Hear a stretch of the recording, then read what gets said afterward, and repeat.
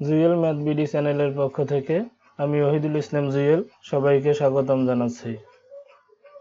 আজকে আমি নবম শ্রেণীর গণিত বইয়ের অনুশীলনী 1-এর 13 নম্বর অঙ্কটি নিয়ে আলোচনা করব। 13 নম্বর অঙ্কটি হলো সাধারণ ভগ্নাংশে প্রকাশ করো। ক নম্বর প্রশ্নটা হলো 0.2 এর উপরে আবৃত দশমিক।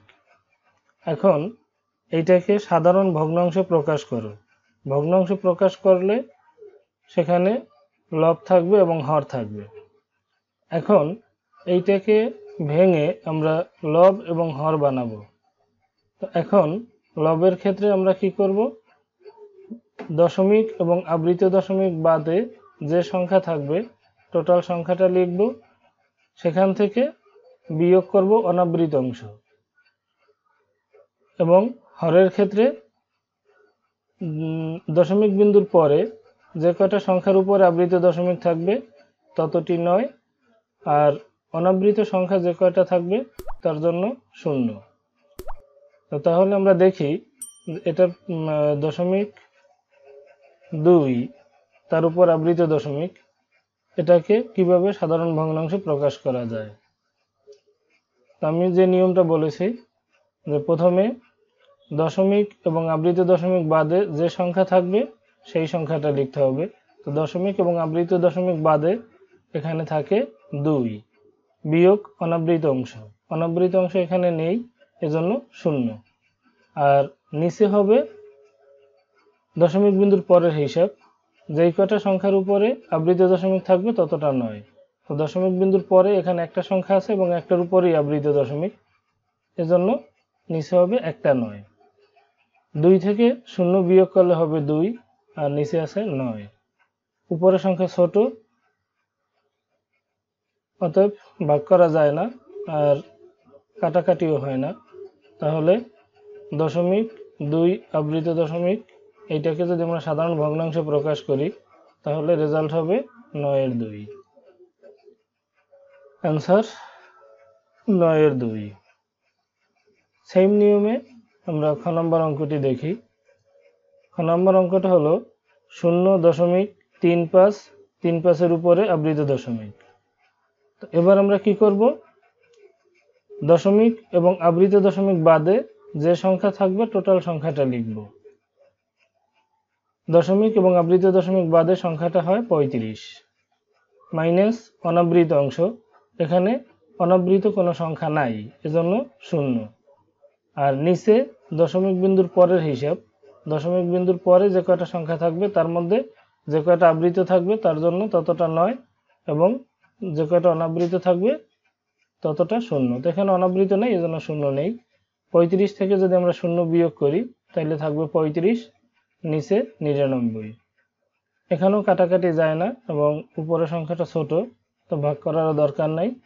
তাহলে এই ক্ষেত্রে রেজাল্ট হবে এটাই, রেজাল্ট হবে 99/35। এরপরে গ নম্বর প্রশ্নটা 0.133 এর উপরে আবৃত দশমিক। তো এই ক্ষেত্রে আমরা কি করব, দশমিক এবং আবৃত দশমিক বাদে যে সংখ্যা থাকবে সেই সংখ্যাটা লিখব। তো দশমিক এবং আবৃত দশমিক বাদে এখানে সংখ্যাটা হয় 13, সেখান থেকে আমরা মাইনাস করব অনাবৃত অংশ। এখানে অনাবৃত অংশ 1, এজন্য আমরা 1 বিয়োগ করলাম। এখন নিচে হবে একটা সংখ্যার জন্য আবৃত দশমিক, এই জন্য একটা 9, আর একটা অনাবৃত, এজন্য একটা 0। দশমিক বিন্দুর পরে এখানে 2টা অঙ্ক আছে, এজন্য যেটার উপর আবৃত সেটার জন্য একটা 9 নিলাম, আর একটা অনাবৃত, এজন্য একটা 0। নিচের ক্ষেত্রে সবসময় দশমিক বিন্দুর পরের সংখ্যাগুলোর হিসাব, আর উপরের ক্ষেত্রে সব সংখ্যাগুলোর হিসাব। তো এখন 13 থেকে যদি আমরা 1 বিয়োগ করি তাহলে থাকবে 12, নিচে আছে 90। এখন এই দুইটা সংখ্যাকে কাটাকাটি করা যায়, তার মানে এই দুইটা সংখ্যাকে 6 দ্বারা কাটাকাটি করা যায় বা 6 দ্বারা ভাগ করা যায়। তো যদি আমরা 6 দ্বারা ভাগ করি তাহলে হবে উপরে 2 আর নিচে হবে 15। 6 15 90, 12 6 2 12। তো এটাই আমাদের উত্তর। এখন আমরা একটু সাইড নোট দেখি। এই কথাগুলি মনে রাখার জন্য আমরা একটা সাইড নোট রাখছি। যদি এই লেখাগুলি আমরা একটু দেখি তাহলে এই অঙ্কটা মনে রাখা আমাদের জন্য সহজ হয়ে যাবে। তো এখানে আমরা লিখছি সাধারণ ভগ্নাংশে রূপান্তরের নিয়ম, লবের ক্ষেত্রে নিয়ম। লবের ক্ষেত্রে নিয়মটা কি? দশমিক ও আবৃত দশমিক বাদ দিয়ে সব সংখ্যা লিখব। এই অঙ্কটার ক্ষেত্রেই যদি আমরা দেখি, দশমিক এবং আবৃত দশমিক বাদ দিয়ে সব সংখ্যা লিখব, তার মানে 13 লিখব। তারপর প্রাপ্ত সংখ্যা থেকে অনাবৃত সংখ্যা যা থাকবে তা বিয়োগ। প্রাপ্ত সংখ্যা মানে 13। প্রাপ্ত সংখ্যা থেকে অনাবৃত সংখ্যা যা থাকবে তা বিয়োগ। এখানে প্রাপ্ত সংখ্যা লেখার পর অনাবৃত আছে একটা সংখ্যা, শুধু 1, এজন্য 13 থেকে আমরা 1 বিয়োগ করলাম। এই লবের নিয়ম শেষ। এরপরে হর সাজাবো কিভাবে? হরের ক্ষেত্রে নিয়ম, দশমিক বিন্দুর পর যে কয়টি সংখ্যার উপর আবৃত দশমিক থাকবে ততগুলো নয়। তো দশমিক বিন্দুর পর দুইটা সংখ্যা আছে এবং একটা সংখ্যার উপর আবৃত আছে, এজন্য একটা 9। আর যে কয়টি সংখ্যার উপর আবৃত দশমিক থাকবে না ততগুলো 0। একটা সংখ্যার উপর আবৃত দশমিক নাই, এজন্য একটা 0। দশমিক বিন্দুর পর আবৃত ও অনাবৃত অংশের হিসাব করতে হবে। তার মানে হরের ক্ষেত্রে দশমিক বিন্দুর পরের সংখ্যাগুলোর হিসাব করতে হবে। আশা করি এই 3টি অঙ্ক তোমরা ভালোভাবেই বুঝতে পারবে। তো এখন আমরা পরের অঙ্কে যাই। পরের অঙ্কটা হলো 3.78 8 উপর আবৃত দশমিক। তো নিয়ম একটা, এই নিয়মেই আমরা সব অঙ্কগুলি করব।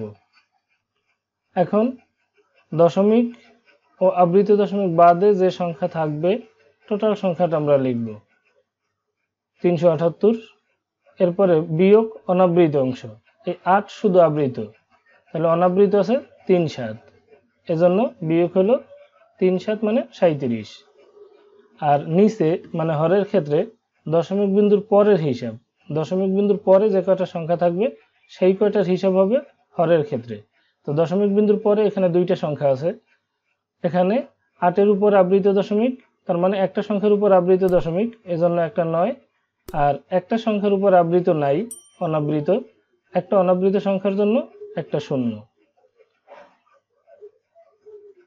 এখন 378 থেকে আমরা 37 বিয়োগ করব। 378 থেকে যদি আমরা 37 বিয়োগ করি তাহলে হয় 341, আর নিচে আছে 90।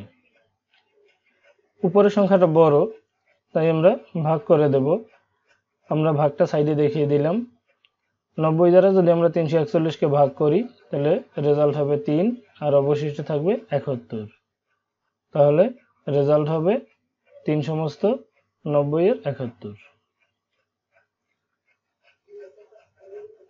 অ্যান্সার 3/90 তো দেখি পরবর্তী অঙ্কটা। তো পরবর্তী অঙ্কটার আগে আমরা নিয়মটা একটু দেখে নেই। এই ক্ষেত্রে নিয়ম একই নিয়ম, এই একই নিয়মে আমরা সব অঙ্কগুলি করব। তো এখন আমরা দেখি পরবর্তী অঙ্কটা কি। এই পরবর্তী অঙ্কটাকে আমরা এই নিয়মের মধ্যে করতে পারি কিনা। তো প্রথমে আমরা বলছি দশমিক ও আবৃত দশমিক বাদ দিয়ে সব সংখ্যা লিখব। এখানে দশমিক এবং এই আবৃত দশমিক যদি আমরা বাদ দেই তাইলে থাকবে কি 62,309, যদি আমরা দশমিক আর আবৃত দশমিক বাদ দিই। তো এখানে আরেকটি কথা বলে রাখা ভালো, এখানে 3 এবং 9 এর উপরে আবৃত দশমিক। তো এখানে তাহলে শূন্যটা কি হবে? এখানে আমরা শূন্যের উপরও আবৃত দশমিক ধরে নিব। তার মানে যদি এই দুইটা সংখ্যার উপর আবৃত দশমিক থাকে আর মাঝখানে যদি 5টা সংখ্যাও থাকে তাহলে ওই 5টা সংখ্যার উপরই আমরা আবৃত দশমিক ধরে নেব। তার মানে এই আবৃত দশমিক দুইটা হলো আবৃত দশমিকের ব্র্যাকেট। এই আবৃত দশমিকের মাঝে যে কয়টা সংখ্যা থাকবে সবগুলোর উপরই আমরা আবৃত দশমিক ধরে নেব। তো যাই হোক, আমরা দশমিক এবং আবৃত দশমিক বাদে যে সংখ্যা আছে সেটা লিখলাম। এখন বিয়োগ অনাবৃত অংশ।